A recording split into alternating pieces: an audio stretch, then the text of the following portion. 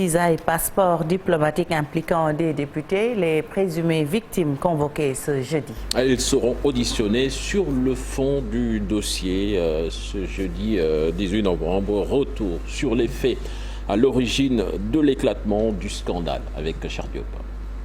Le modus operandi des députés présumés faussaires consistait à simuler un mariage avec leur cliente pour ensuite annoncer qu'ils convolaient en lune de miel. Par ce procédé, ces dames obtenaient de facto des passeports diplomatiques moyennant une somme de 4,5 millions de francs CFA. Les deux clientes à l'origine de l'éclatement de ce scandale n'ont pu voyager, si l'on en croit l'observateur, du fait de la crise du coronavirus. Non remboursées, elles ont porté plainte contre El Hadji Djadji Kondé, qui leur avait assuré qu'il travaillait dans cette affaire avec des députés.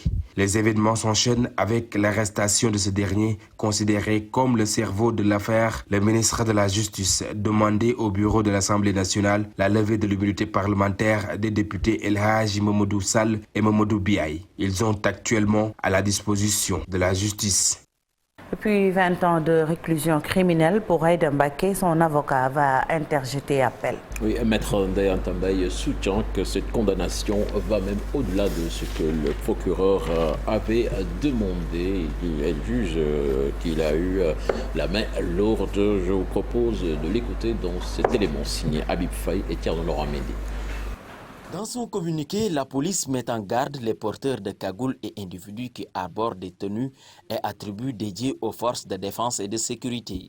Une mise en garde qui vient à son heure, selon ce colonel à la retraite. C'est une réalité que nous avons toujours déplorée et il faudrait faire en sorte qu'on puisse distinguer qui est policier.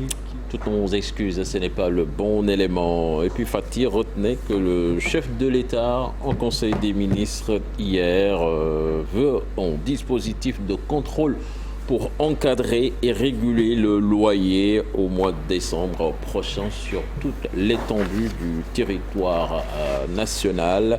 Une bonne nouvelle en perspective, certainement, pour Malik et consorts.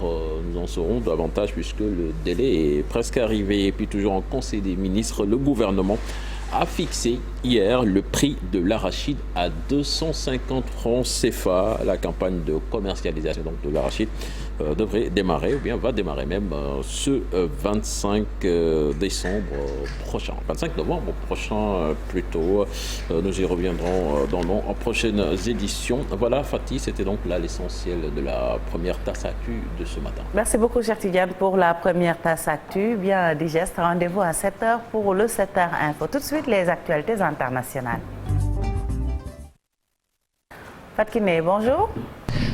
Bonjour Fatih, bonjour à l'équipe matinale, bonjour également aux chers téléspectateurs qui nous regardent. Alors, bien réveillé? Bien réveillé, ah oui, bien réveillé ce matin. Donc, on démarre. Oui. Merci beaucoup, merci. On démarre, c'est comme ça, hein? On démarre la journée avec la bonne humeur, n'est-ce pas, Fatou Kiné? Donc, les actualités internationales, on commence par quoi? On commence avec, bien sûr, les sanctions de la CEDEAO. Maintenant, c'est connu, les noms des responsables maliens sanctionnés par la CEDEAO.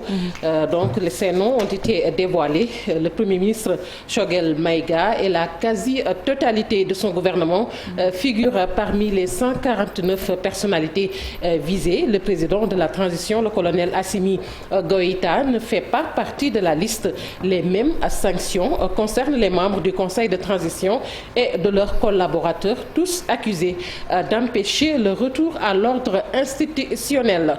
60 ans après la fin de la guerre d'Algérie, les députés examinent ce jeudi un projet de loi pour demander pardon aux Algériens qui ont combattu aux côtés de l'armée française avant de débarquer en métropole dans des conditions indignes. Pour rappel, le président français Emmanuel Macron, lors d'un discours, c'était le 20 septembre à l'Élysée devant les représentants de cette communauté avait demandé pardon en reconnaissant bien sûr une dette envers ces hommes, mais aussi des familles. Macron reconnaît les conditions indignes de l'accueil réservé aux 90 000 harkis et à leurs familles qui ont fui l'Algérie après l'indépendance.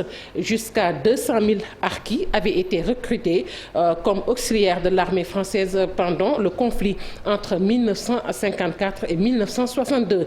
La campagne électorale est bel et bien lancée en Libye. 7 candidats à la course.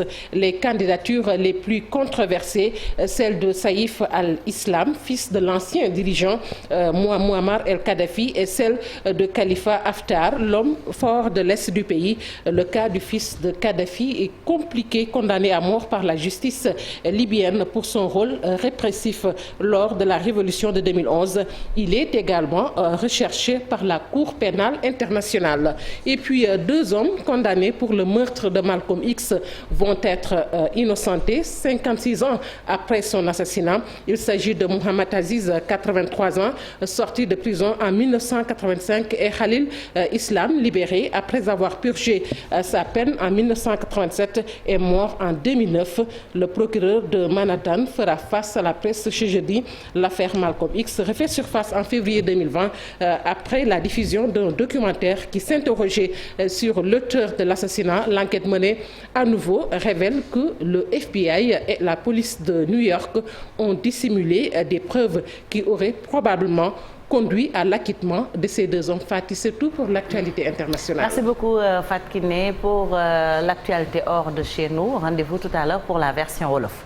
Voilà, c'était Fatou Kiné Dem pour les actualités internationales. Tout de suite.